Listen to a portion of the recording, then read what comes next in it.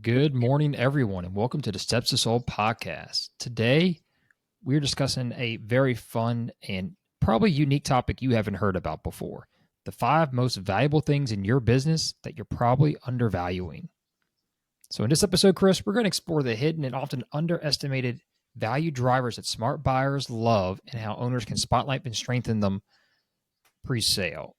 Uh, you know, I think most sellers always think, the basic common indicators, right, Chris? Revenue, profit, you know, systems in place. Got to have the systems. But often, a lot of things carry more weight than they realize. In this episode, we're going to identify and enhance these invisible multipliers, right? We talked about the multipliers for cash flows, how you value your business. But these are the ones that aren't maybe as easy to put a number on, but can make that multiple stronger, if not maybe a little bit higher than the average business that is similar to them.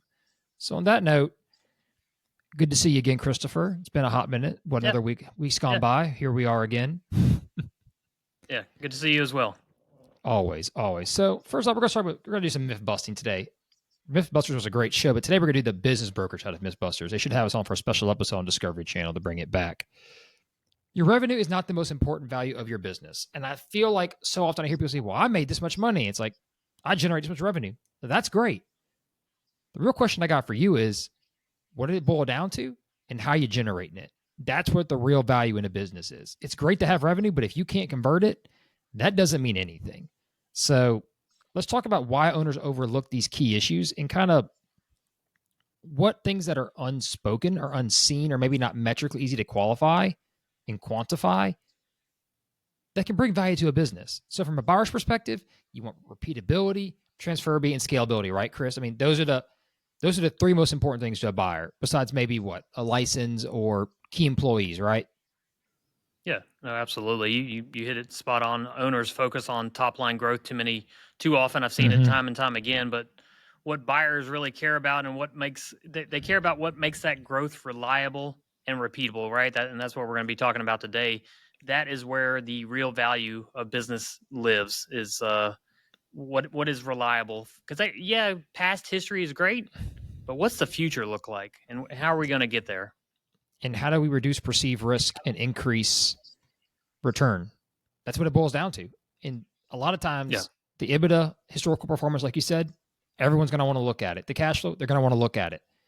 But what are the factors behind it that drive those numbers, not just the numbers themselves? So let's start with the 5 most valuable and undervalued assets that people typically have. I think the first one is pretty common. Maybe people realize, but they don't always put it in this perspective, is documented systems and processes.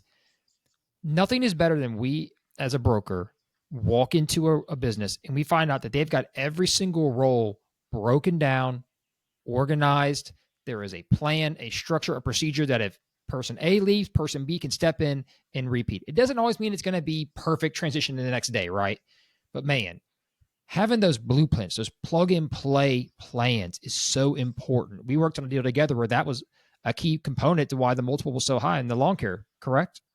That's right. That's right. We've seen deals fall apart where at least values were slashed when the seller had everything in his head. If the seller is the knowledge base, if he's the brain of the operation and nobody else has that knowledge, the buyers need a playbook. What are they buying? They do. I remember that deal that we put together, that guy actually had books for each position on a shelf. And he showed them to the buyer. We didn't go through and take photocopies, and not going to do that for a buyer, but you're going to show them, hey, this is where everything is stored, and we've digitized this. It's on iPads. Everybody can look this up, and they can add to it. That's so important and so key for value. And you as a buyer, you can go in and read that. My dad always taught me a lesson in business that has always stuck with me. If you can't do every job in your business as a small business, you're in trouble because you're relying on some other employee to do it. And if they don't show up, you can't function. It doesn't mean that I have to be the perfect IT guy, the perfect, if I'm in an HVAC business, the perfect, technician. But you need to know how to do enough of everything to keep the business going so you can fix it.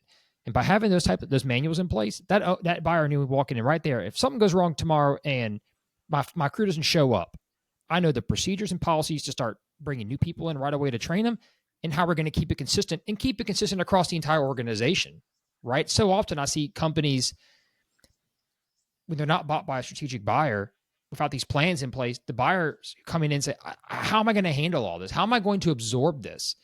A strategic knows how you should run your business, how that business should run, the competitor they're buying. They should have a ballpark idea. If not, they've already got systems that can be transferred in that fit the industry. For a buyer coming off the street who doesn't know your business, hasn't been in your business, that isn't, it's hard to put a number on what that's worth, like I said earlier, but that is so important. That is giving them confidence to do what it is. Repeat and continued success post-transaction. And that leads to the next thing. If you have the right systems in place, you can often get recurring and predictable revenue. I see so often sellers, we talk about this. You said it best. They look at that top line revenue number, right? Oh man, but I'm making $10 million a year. Okay, but how much of it is repeatable? How much of that business, maybe not the exact same customer, but the same type of job that you're doing that you know you're going to get because you've got the right people in place where, when your bidders go out to do a job, they know, hey, so-and-so company A's bidders do a great job, give us the best price in the market. I know I'm going to get X percentage of market share because my guys know how to bid and make profit off of it. Contracts, subscriptions, retainers, whatever you want to call it. Buyers pay a premium for that. I've sold an HVAC where the person had 300 maintenance contracts. We put that in the ad. People jumped all over it. You know why? Because they saw maintenance contracts. They saw recurring and repeat customer base built into the business. Whether whoever showed up, they had a maintenance contract, they were going to call that number to get what fixed when their AC breaks. And in Louisiana, Chris, you know what that means. Get here now. We can't wait, especially in July. Yeah, you could take the same deal that has no recurring revenue. It's just customer after customer. Every job's a new job. And let's call it a 3X multiple. You show a buyer that each one of those pieces of revenue is recurring, or at least a majority of it, 75, 80% of our revenue is recurring and in some type of capacity, you're looking 4X plus, possibly up to 5X. And we're talking on the smaller side of businesses. You're talking a large business. Which is very good. $2-3 million of SDE. We're in the 6, 7, and 8 times. It's all dependent on industry and what's going on in the world. But, you take even industries like service trades or rentals. Yeah. They can be soft recurring. It doesn't have to be literally a contract, but if you can show a buyer that, hey, we rent the same thing to this customer every year, and granted, they don't have an annual contract or anything like that, but look, we've done it for the past 10 years, 8 years, 10 years. That's still soft recurring, right? So loyal clients, routine maintenance plans, seasonal repeat business. These are, you need to package that up as your marketing. That's what we do as brokers, package that up and make sure it's clearly identified when you're presenting your business for sale, because you're going to command a higher multiple and higher valuation. 100% correct. And as a seller listening, make sure your P&Ls can easily identify that, or you have systems in place to record that data and know who's coming back as often as they are, so you can more likely identify and prove that revenue. Because any good buyer say, okay, well, you've got a lot of repeat business. Well, who are your repeat customers? If you got to sit there and say, well, Joe sorry, you're not going to have the confidence of, let me show you my 400 maintenance contracts, or like you said, soft recurring revenue. Here's customer X. Here's the last invoices from the last 5 years. They spent at least $30,000 with us. We're their go-to. That increases confidence. We're going to keep saying that word a lot, guys. Confidence. If you're listening, you want to increase confidence and transferability, and that's what matters. And how do you maintain that? A strong and autonomous team. We all know key employees are great. I don't think anybody who's ever bought a business wouldn't want key employees to stick around. But it's not just the manager. It's not just maybe the number 3 guy. The whole team matters. It's great you might have 2 good managers, but if you're rotating your entire staff below them, you don't have continuity, and that's going to lead to errors. And good managers will help train and raise those people up, Chris. We've been there as business owners. But you're only as good as your weakest link, as the old saying goes. And that's true in your team, especially if you're providing services. Now, if you're a restaurant, yes, you're going to have turnover in waitresses. Don't lose sleep on that. But for different types of industries, a good autonomous team goes a very long way. It shows confidence in the owner who's been there. It shows they're happy where they are. It means they're probably being fairly compensated. And so as employees, you don't feel threatened. You don't feel like you're always looking for the next best thing, that you're where you want to be. In an age where people want to bounce around, having that company culture is extremely valuable. I don't know if you can put a metric on it, like we said, for a lot of these issues, but that is something. Let me ask, actually, let's take it a step further. Have you ever gone to a business and realized there's a problem culturally here, looking at the team? And maybe vice versa, you've been where, hey, this business has great culture. Do you have any like that off your head that you say, hey, I know that made the difference in selling the company? Yeah, absolutely. You've got an owner who anytime you start asking the owner about employees, and I speak for Mm-hmm. myself. So when I'm asking the owner about employees, and then they say, "Yeah, this guy's been with me for 7 years. This guy's been with me for 10. This guy's been with me from the start." Mm-hmm. Without even asking many more questions, that hey, there's probably a really strong team here. These employees are loyal, and that's going to transfer to in the sale, right? That's going to, No you need to make guarantees, but sure they're yeah, not all going to retire when the business is sold. I did have that the correct. other day. Was talking to an architectural firm, and all four architects were in their 70s. That was going to be a little Oh. tough. We're going to have to navigate that if we move forward with that. But Mm-hmm. no, I will say this: this is the holy grail for buyers. If you're the bottleneck, if everything has to flow through you and you don't trust your team with the information or running your business, Mm-hmm. you are going to be the reason that your business is discounted. Not your revenue, not your profitability, simply because you haven't spread out the information, spread out responsibilities. They know that they're buying you, and even if you sign an employment contract and you say you're going to stick around for a year, they're still going to discount the value of your business because of the risk of you leaving. Nobody can Yep. hold you there, even with an employment contract. So if your team runs the show, you're the premium now. You've just added a huge premium to your business that, hey, they're going to Mm-hmm. buy me. Yes, I'm going to stick around, but I don't have to. I'm just here to introduce them to key customers that I've met over the past 20 years. And now I'm going to command a premium for my business when I sell it because these people that I trust and they trust me can run this business without me. You're not wrong. And a good buyer, when they go into an organization, if they've been in management before, they've owned other companies, they're going to look around at, I guess, this other underlying factors you don't always see on paper. They're going to watch for the subconscious things like, hey, I see those guys are all laughing, joking, having a good time together. You can also see the tension in the room when employees don't get along and when there's a bad culture starting, and you can pick that up very quickly in how they talk to each other, how they interact. Especially if you're going in blind, let's say to look at a restaurant, and I'm going to be a patron. I'm going to order some food, and they're going to watch every step of the process. How quick does the waitress come up? How does she interact? If she walks back to the back, is she smiling with her teammate? Are they all, you're doing this wrong? Where's my drink? They're going to watch for that, and that's going to tell them where the cracks in the foundation are in this business and what that's worth for them. Do I want to fix it? Is there more here than meets the eye? Am I being told the real story of this business? And those things, although not always easy to put light on, good buyers will notice that and they will value that into their reconciliation of what they're willing to pay you for your business. So at least my next question, number 4, the customer base quality. It's good to have customer diversity. We've spoken about that. You don't want concentrations if possible. You want long-term customers if possible. And you want to understand who your base really is. And I think sometimes some owners don't always, I'll take a step back before I say something I don't mean. They do know who their base is. You know who your target audience is, but sometimes you don't know the quality of your target audience. And I think sometimes owners, especially certain businesses, they love to just get, like we said, they want to get that revenue, get a job done. Not every customer is worth retaining if it's going to wear down your team and wear down the value of your product at the end of the day. I've told some customers, we can't help you because you're a cancer.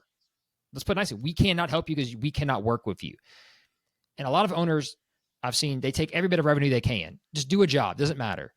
If you can't perform that job to a great high quality and you can't promote that work, it doesn't matter if you've done it for a year or two. That's going to catch up in years 3, 4, and 5, right, Chris? It's going to start showing up in the Google reviews. It's going to show up in who you're working with. Yeah, you can't control the Karens of the keyboards days. Trust me, we've all fought those battles. But your quality of your customer base does matter. All these customers that have been with you or people that you know are going to be loyal to you, or are these just, hey, I only go to so-and-so because he's the cheapest in town. That's going to be hard to transfer because the new owner's going to want to come in and eventually raise prices. And if they raise price and lose that customer base, that's not who you want. We have a great example in our office. A man came to us selling t-shirts years ago when my dad spoke to him. He was doing $20 million in revenue. You want to know what his SDE was, Chris, on $20 million in t-shirts? I would hope at least 2 million. $150,000. Jeez. And my dad goes, why are you making no money? Who's your biggest customer? Walmart. My dad goes, they're killing you on the margin. Dump them. What do you mean? Yeah. You're making no money on all this work and liability. Mm-hmm. Find another customer or tell them you got to raise your price. So he got rid of Walmart, dropped down to $10 million in sales, but raised his prices everywhere else, 5%. You know what happened? Started making a hell of a lot of money and was, hey, I feel good about this now. And it took them all to come back. We eventually sold it. But you got to know your customers. If your customers aren't doing you any good, don't waste your time with them because you're not going to be able to pass it on to a good buyer. That's right. And that kind of trends into the next, our number 5 topic here: digital assets, brand, and reputation. More and more increasingly, it's important that you, as a seller, you farm any good content you can on your business. Reviews are important. Reviews aren't everything. Everyone gets a bad review. There's always, like I said, the keyboard Karens out there. They're going to complain no matter what you do, no matter how good you are, no matter how good you and how right you make things, if a mistake is even occurred. But it's important to build your online presence. Nothing's worse than you tell a customer, go look them up online, and they have 3 reviews. You've been in business 40 years. That doesn't help. No, it is. Now, it's great. You go look someone up, Chris, and they've got 400 reviews at a 4.8 rating. That's going to tell the buyer you've got systems in place, your customers like you, and they want to go leave a review. I know you've got great experience with your other business besides Sunbelt. Getting reviews is important, is it not? Does it not help build your reputation long term? Yeah, absolutely. Your online footprint matters more than ever these days. It's your And it's digital growing. footprint, as they call it. And it's not just marketing. This, for selling your business, this is momentum that buyers can ride, right? So it's showing Great the past way. history, but the buyer's coming in. Yes, a buyer can go start their own business. But what they're buying is not only cash flow, they're buying everything that's giving it momentum to go into the future. And great reviews and word of mouth. Yeah, it's probably going to spread that the owner has changed if you're a small local business and you've got to build your own reputation as the owner. But you came into a wave that's surging. If you're buying good reputation, good brand awareness, all that stuff really matters these days. It does. And it might seem mattered. silly to some to old school people I've dealt with, like, hey, I don't need that Google review. Like, you don't need it. You're right. You don't need to have it to make good money and be happy and be a good business. But it's something that adds, like we said, it's undervalued and underrated, and it adds true value to your business. It's not quantifiable that I can give you another 0.5 multiple because of it, but it sure makes it easier to hold the highest standard when it's available. And tell a buyer, okay, you think my business isn't worth buying? I've got 500 5-star reviews. Who else on the market in my industry, at my size, has 500 5-star reviews? That gives you leverage. And for a buyer, you should want that because that means you're buying a good product. Yes, it will cost more, but would you rather buy the junky business and have to clean it up, or are you looking to buy something that's ready to rock and roll and in good shape, right? It is what it is. So we've kind of talked about the 5 most undervalued things. A little bonus segment for y'all here. Let's talk about some of the most overvalued assets and intangibles that a business and intangibles that a business has. And we talked about this just the other day, Chris, and it's the one I feel the most hole in my stomach telling people about. Its improvements, right? How often do we hear the words, but I put $500,000 into this lease space build out. I should get $500,000 back. No. One, unless your business cash flows to support that, you're not going to get it back. If you don't own that space and it's a fix to the ground, guess what? You've given it away, basically. And improvements, although are good to make your business look more attractive, it's like makeup, you need to have them. Doesn't mean you can pass on deferred maintenance and push on all those other improvements as if, well, I should get that money back as I spent it last year. No. I'll let you dive in. You had a customer just recently mention that, correct? I'll let you kind of give a little details on that. Yeah, got a gas station listing. They took over the gas station that was there before. It had been closed down for 10, 15 years. So it wasn't a gas station. But when they bought the property, they had to go in and take out the concrete, lift out the tanks, the gas tanks, and put in new gas tanks, $450,000. And they're kind of, as they're talking to me, as I'm introducing myself, and we're kind of getting these introductory conversations about listing the business, they're telling me, that they spent this for that and this for the parking lot. And so they're looking at their building and they're wanting the value of the building that they paid for plus all this. Complete and ROI. At the end of the day, real estate is real estate. It's got comps. Yeah, it's not, you can't add up all the things that you spent on and it's now worth way above what market's willing to pay. That's not how real estate works. So yeah, it's great. It's going to add a premium, but you're not going to get the $450,000 directly back, and not even a small depreciated amount. It's going to be the value of the real estate at gas station prices, and if your gas station isn't producing any cash flow, then it's essentially, the building is what it is and the gas tanks. But no, things like that. I liked your build out. I get that all the time.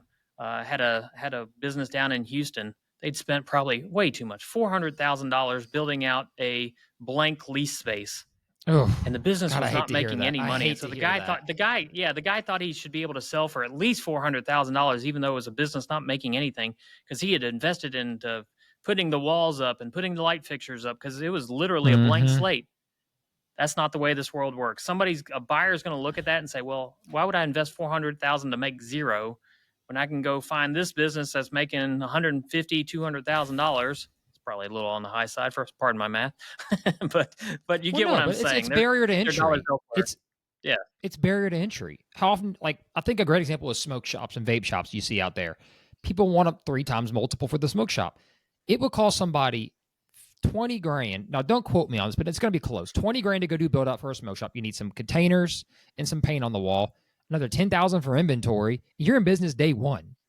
Why go spend a premium for something that you can make the same return on with way less risk investment? It's tough when I see lease spaces come to us like that. And I see owners too. Well, I spent $400,000, like you said, fixing the tanks last year. Good. You should have. Because if we had to sell that business now and those tanks were bad and there's a phase 1 contamination, it's going to be 10 times worse and maybe not even sellable. We had a customer one day call us. Right. You may have to shut down. Yeah. He had an additional lot. He said, I'll never sell the lot. I know it's phase 1 contaminated. I'll rent it to him. There's no point trying to sell it. Had you acted earlier, it'd be a different situation. And that liability continues in perpetuity. Right. You don't just walk away from that. And I think people forget that deferred maintenance and capital expenditure. Yes, you have to spend on fixing your equipment. I'm sorry you just bought a brand new mower for $5,000. That's part of ongoing business. If that mower is out working, you're not making money. That's unfortunately, it may have come right before the closing, but the buyer's not going to pay you $5,500 to make a return on it. It's going to start depreciating the day you run it out there, start running it. That's just part of business. And if you can't accept that before you go to market, get everything cleaned up now, get a little return on it, get the 100% bonus depreciation Trump's bringing back, get some return on it, and then sell. But think ahead. Don't wait till the last life of that little machine, right? Don't wait till it's at 98% dead or 2% battery remaining. Get it changed out earlier so you're not pumping a bunch of capital in right before you sell your company. That's being strategic. I think the next one we get all the time that me and you have to really work on, and I'm going to call these new future contracts. And yes, it sounds contrarian. We said contractual revenue is good, right? Proven revenue is good. Just because you got a contract signed and you generated no revenue from it does not mean you automatically get the value of that revenue on top of your sale. It's going to help get more of a premium because you can say, I've got recurring business coming in, but you have not generated 1 cent from that contract. You've not generated 1 ounce of return on that yet. And if, in fact, you haven't even executed the deal yet and gone there and done the work. So for all you know, they may cancel the contract. So you can't just throw that on top of lump sum. I've seen owners all the time, especially with like restoration, cleaning businesses, HVAC. Well, I got these contracts signed up. Well, have you done anything with me yet? I haven't got paid yet on it. Well, you can't overvalue that. You can't put so much weight into that, correct? How often do we see, well, I've got money coming in. It's not here yet, but it's going to be here. Has it gone through the system? Has been proven revenue? If it's not proven, can't really factor it in too much. Well, no, and the fact is they had contracts signed last year and they had contracts signed the year before. And then you went through business and you generated the cash flow, you generated that profit, and that's how we came up with the valuation. I have some clients who are forward thinking and they're saying, I've got a contract for October 2026 and I want to make sure I get a piece of that. Well, is that going to be part of the cash flow for next year, the same as it was for this year and last year? Well, then that it's not like you bumped up your premium. You're seeing the future and you're having a little trouble letting go of things that you've done a little work for. I get it. And maybe it's negotiable. I'm not saying that you shouldn't get anything if it's a super big contract more than normal. But if it's just part of routine and it's a contract in the future, buyers are going to look at that and say, no, we're not going to pay you more than the value that you're at right now if it's a fair value. I need to make the margin on that deal to pay my note or to pay myself. I can't give it all to you and you're not here. That's exactly right. That's exactly correct. And we see that the biggest times you see issues with that a lot of times is like with contracting business where you have work or business where you have a lot of work in progress. That's a different allocation. That's a different situation. We're talking about you sign something up you haven't even touched yet. And I want to make that clear. Yeah. It's good to have business connect. It's good to have business coming in, but at the same time, it's not going to give you a premium. Now, if you're in a construction business, you need to have some contracts signed in advance to show somebody there's cash flow coming in once these jobs are done. But you're not going to get paid a premium on that. You're not going to get paid extra on top. That's part of ongoing recurring business expenses and business operations you need to maintain. And I feel like sometimes that gets a little convoluted for some people. I think the next one we get all the time, Chris, is inventory. My inventory's worth all this money. Okay, one, how much of it's real? How much of it's dead inventory? And there, is it part of the ongoing business? And if it is, you're not getting paid extra on top of that. Unless it's just a few times where, yes, you need to break the inventory out. It may be an extremely large amount, and maybe there needs to be some reconciliation, but that's not as common. And one thing I really going to stress to sellers listening very carefully, do not buy a crap ton of inventory at the end of the year and top load your books. One, you're hurting your book number. And two, quite frankly, you're buying inventory you may not sell, and a buyer saying, why should I pay for all that inventory? I can't make any money on it right now. You're making the price of the business too expensive, and I can't make a profit margin on it. We talked to a stone and kind of granite dealer in the region. He had almost $3 million in inventory. The business couldn't support the inventory he had. He had dead inventory just sitting there he wanted to get paid on that had been touched in 3, 4, 5, 6, 7, 8, 10 years. Get a sale, unload it, get it off your books, get some revenue in, and get your capital back so you can keep growing your company. Don't let your capital get tied up in inventory. You're not going to get a full return on that in some cases. I mean, am I crazy for saying that, Chris? I feel like a bad guy, but like I see that too often. No, I've got so many stories I could tell about inventory. It's almost the bane of my existence. whether it's at the front or it's after the fact. End. It's like it's always an issue. It's always an issue, and especially when a business has a large amount of inventory and it's not. Maybe they have a record of it, but it's not the greatest. And here's why inventory is such an issue. I had a supply. Let's just call it a supply business. They bought a certain widget in 10 years ago, and they keep buying that widget throughout the years. But there's no way to tell which widget was bought 10 years ago, which widget was bought last year. So you don't know what was dead without going in and looking at line item by line item. Talk about systems. And I can tell you, I've been here. I've been doing this 8 or 9 years with Sunbelt. Everybody says they're going to come in and do an inventory at the end of a sale. You know how many full inventories I've actually been a part of that like lasted and counted every single thing in large inventory? 5. 0. Okay. Absolutely beat me. 0. You're beating me because I've had a couple. No. And they're exhausting. If it's a small amount, if it's a gas station, yeah, the guy's going to come in there and count bread and eggs. He doesn't care. It's going to take him 4 hours. But if I've got $2-3 million, if I've got $2-3 million of inventory, they are not counting each piece of wood. They're not counting each electrical cog in the warehouse. Each packet of nails and screws and bolts. Yeah, you've got to hire a company to do that, and they're going to charge you $25,000-$50,000, I guess. I've never seen one done, so that's just a guess off the top of my head. It depends on the timing and how flexible it is, too. And that's where we go back to our systems point, right? Having that system in that log and those team members accounting for every single piece of item coming through that business is so important. Absolutely. Because nothing's worse than talking to a seller and saying, I got $1 million in inventory. How much of it's dead? Well, maybe 200.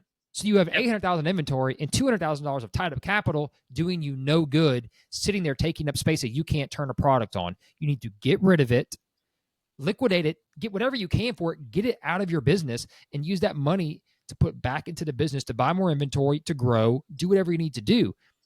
But you're not going to get paid a premium for it. I see that all the time. Let me answer your. I think you asked me a question. I forget, but I had a seller. Ask a lot of questions, Chris. Don't be ashamed. I'm going to answer each and every one by no. I had a seller. Let's say he had $400,000 of inventory, but things were sitting on the shelf for 10 years ago. But he claims, but I still sell that once in a while. I still sell that particular item. Even though we've got 100 of them and they cost us $10,000 10 years ago, I still sell one once a year. That buyer is not paying a premium. He's not paying full price for things that are 10 years ago. They're almost obsolete, if not already. And the fact that you sell one once in a while, it's not moving inventory. It's not cash coming in as inventory and going out the door and coming back to you.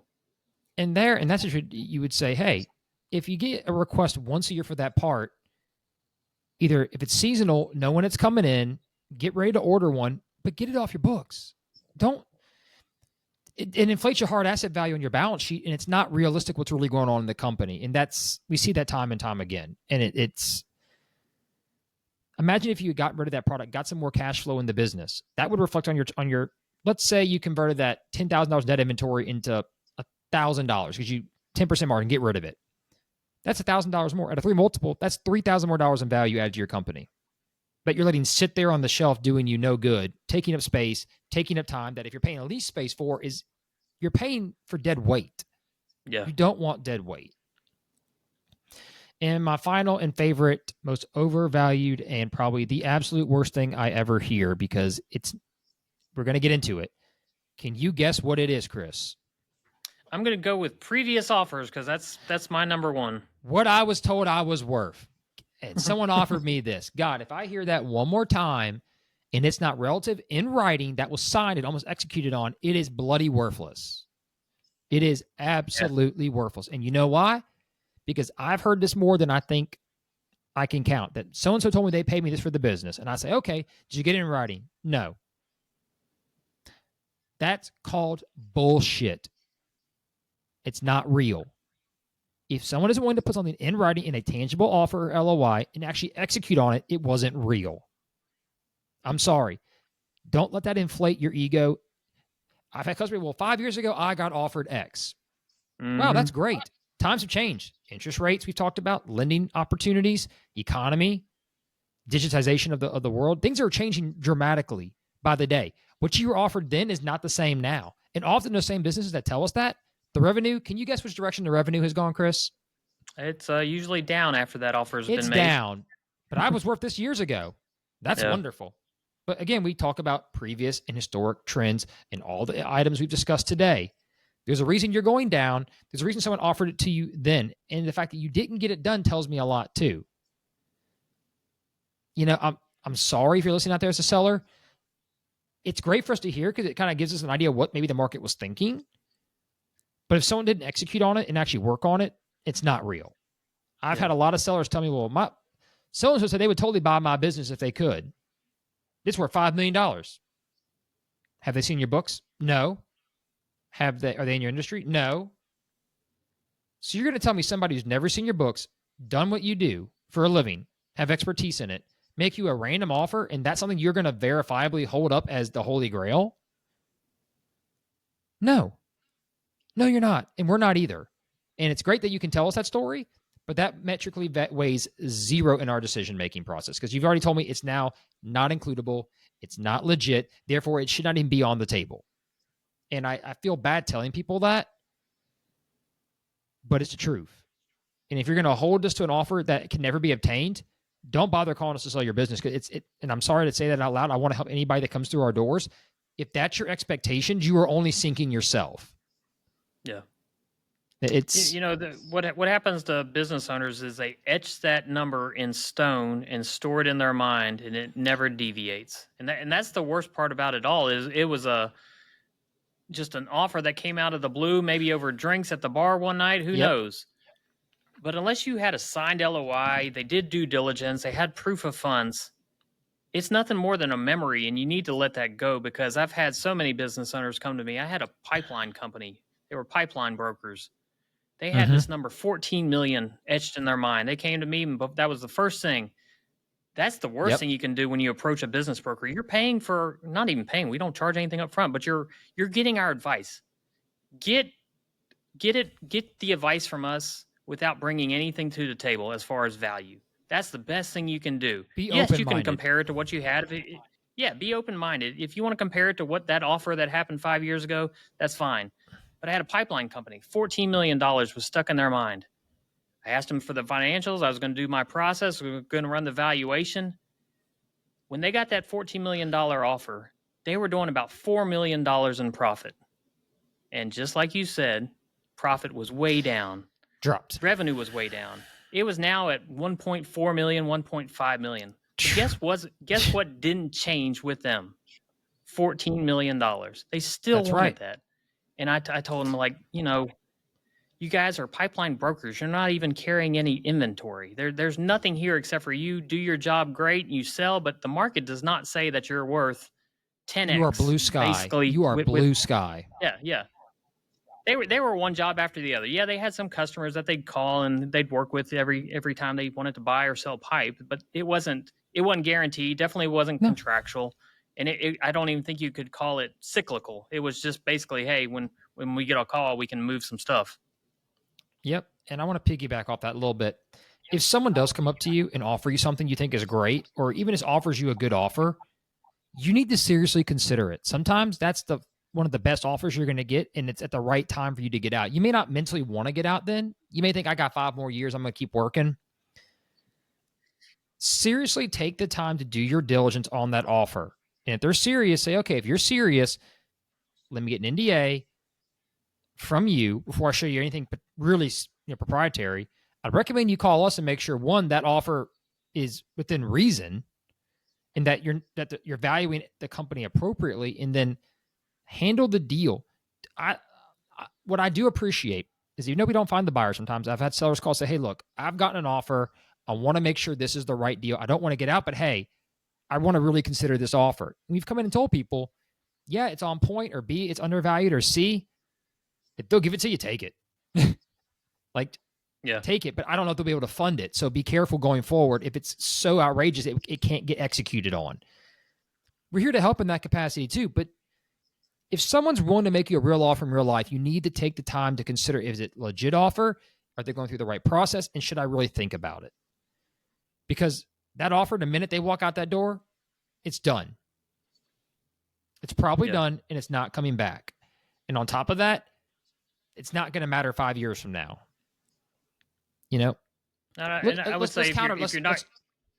Go ahead. Yeah, go ahead. I was going to say, if you're not going to call if you're not going to call a broker in that situation when you get an offer, I would ask to verify their financials before you give them yours. They approach you. They made this offer. Can you execute? I would ask to say, yeah, that's what we are going to do as your advisor, is we're going to financially qualify them. We're going to make sure they have the money before we go down this road. We're going to screen them. You don't want to screen them and find out what's going on. NDAs are great, but come on, they're kind of like LOIs. They're, to somebody who doesn't care about them and treat them respectfully, they're as good as the paper they're written on. Now, for people that treat them right, they're valid. But yeah, if you've got a buyer that approaches you and says, I want to buy your business, I'm willing to pay you that $5 million, give me a bank statement. Show me you at least got $500,000, $1 million in the bank, and we can go get an SBA loan for the rest. But give me a committed term sheet with breakdowns of exact terms. Not, I can get a loan for $5 million. Okay, no, like, give me some realistic breakdown of that term sheet, how it's going to look. Because before you say I get a loan for $5 million, you're going to want $1 million in seller finance. You're going to boil this down, and really your capacity to perform is not the same as the $5 million, cutoff line that we see all the time. I mean, look at Blockbuster. You've done this before. would Blockbuster? Oh, you know that. Would Blockbuster love to take their offer back they gave Netflix for a couple $1 million back in the day? Look who survived. In that case, it was great to ignore, but Netflix said, no, we're worth more. We know we are. Let's keep going forward. I know it's kind of an opposite end of what I said, but how often do we see people make an offer of business, the owner turn it down, and years later it goes to crap? It's you can't control the economy. You can't control nature. You can't control life sometimes. Just be prepared if it comes, get good advice, but the minute it's out the door, what we just talked about, that offer is going to really start losing its weight extremely quickly. So we've kind of gone through the 5 good, the undervalued, the overvalued. Why are these assets often undervalued by owners? Let's talk about that a little bit. One is familiarity. It's always been done this way. That's just what we do. I don't put a lot of emphasis on it. They don't realize it because that's part of their daily routine, like the systems, the good employees. Oh, I know I got good guys, but they've always been good to me. Sometimes you don't look at it that way. You don't put a lot of emphasis and think, how can I optimize this? We as brokers coming in want to find those little hidden gems and say, man, that's great to know. How often do we talk to owners and they go, I never thought about it. This owned me for 15 years. Wow. Wait, what? Let's bring that conversation back for a second. Let's focus on that point. Not that sellers don't know they have value, but they don't always realize how that affects the equation. Often too, sellers keep focusing on the top line metrics. Well, I made $1 million. I make $1 million in sales, $1 million in sales. Yeah, but are you looking at the stuff beneath you and making sure that's optimized? You mentioned it earlier, top line. They focus on that growth. Growth is great. But if you don't capture it and build the company to capture that growth and maintain the scale, that's when we see fluctuations in financials, right? Like, oh, we grew so much during COVID.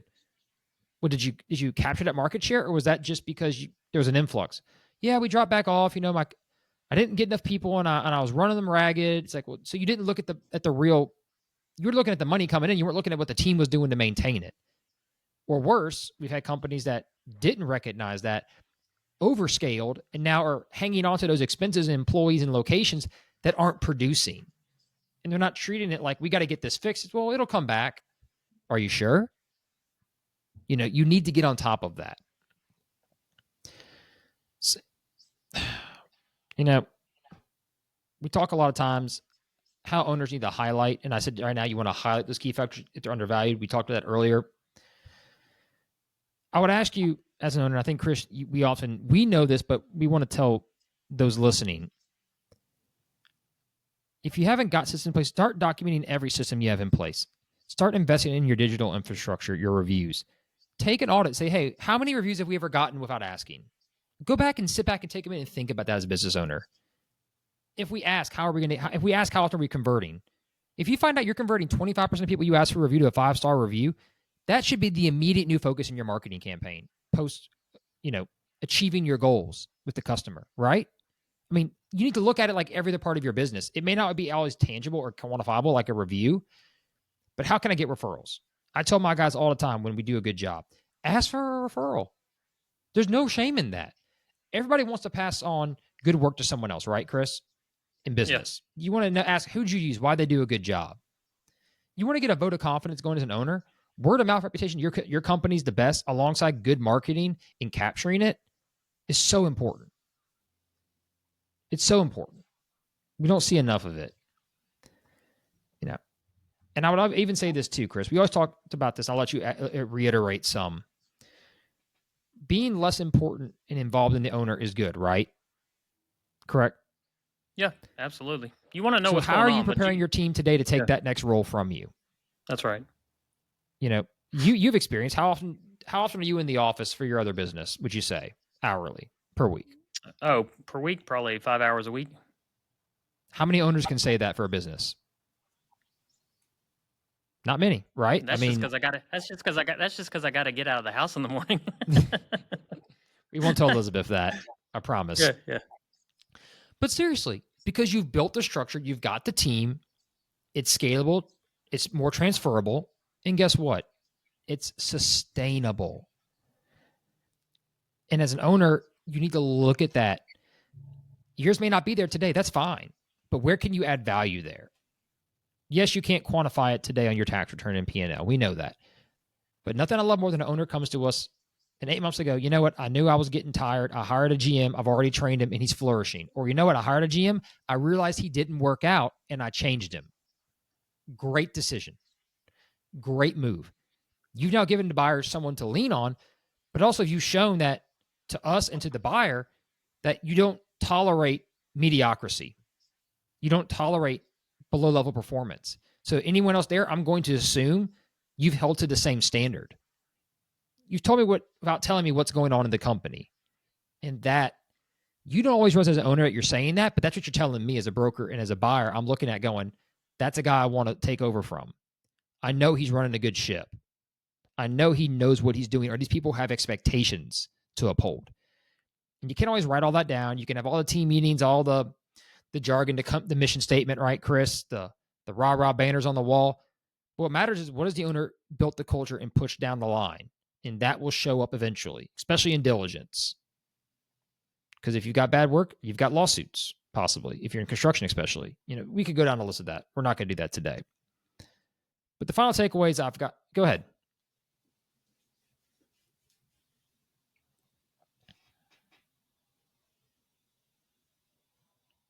Mm-hmm.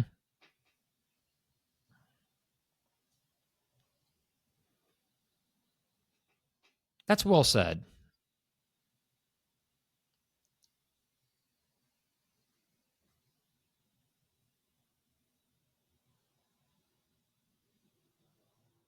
It's not going to always be in the P&L. Mm-hmm.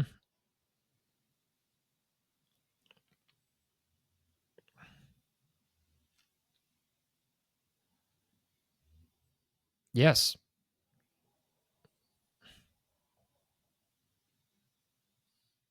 What's the flow chart of responsibilities?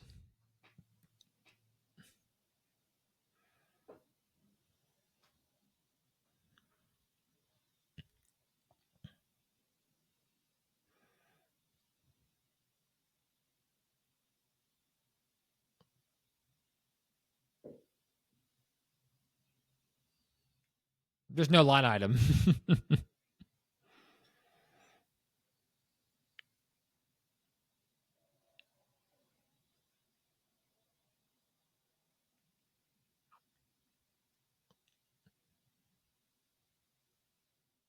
You're exactly correct. And that may not mean that you get say your multiple's 3 and it doesn't mean you're going to get a 5 multiple. It doesn't mean that what we're saying. Let me clarify that in my final takeaway.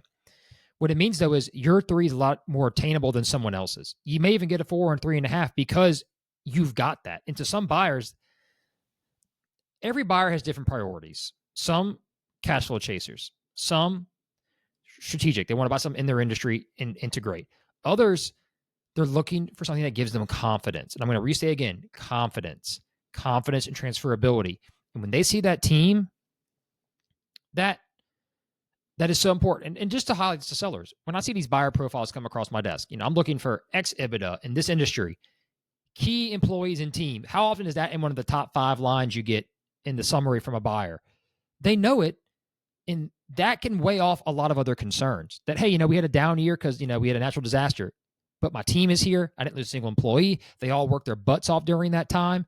That's going to tell a buyer, if something goes wrong, these guys are going to stick around. They're here, they're willing to work, and they want to work, and they like being here. I know that if things do get bumpy, they're not just going to jump ship the next day. That is, you can't almost put a price on that. As a business owner myself, I know that every day my guys are going to walk through that door and show up, that they're going to do their job. That gives me peace of mind at night. I talk to owners where every day they wonder, is my server going to show up? Is my bartender going to have a family emergency? Is so-and-so's great aunt in the hospital and they got to fly to Alabama or New Jersey to go see them? Like, those conversations, and you pick up on those employees really quick. Nothing's worse than getting that phone call that no one's coming in. And like I talked about earlier, you better know how to do those jobs, right? Because if not, you're not functioning that day. And then comes the bad reviews. And then comes the negative. It all correlates and works together like the DNA of the company. There's all the different chromosomes there. They all need to be functioning, or it can throw the whole train off, or at least highlight the traits that you can highlight too. I will say, if you listen today, I hope you learned a lot of good information, because we dropped some great knowledge. We gave you some great perspective. And if you've got questions on how to integrate what we talked about, we'd love to talk to you and give you some advice and give you some insights to what can get you ready. Especially, we've always said this, if you're 3 years out from selling, this is the kind of conversation. Identify these undervalued and overvalued traits and get them optimized or get them out the way. Now's a great time to talk to Chris or myself. On that note, Chris, is there anything else you want to leaving note, side thing I didn't cover? Anything that we think you'd want to give one last hurrah to the crowd out there tonight?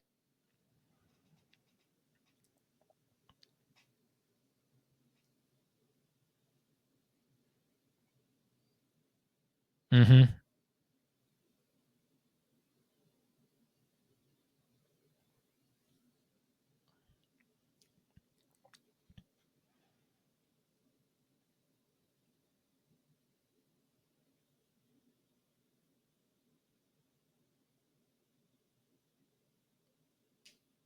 Mm-hmm.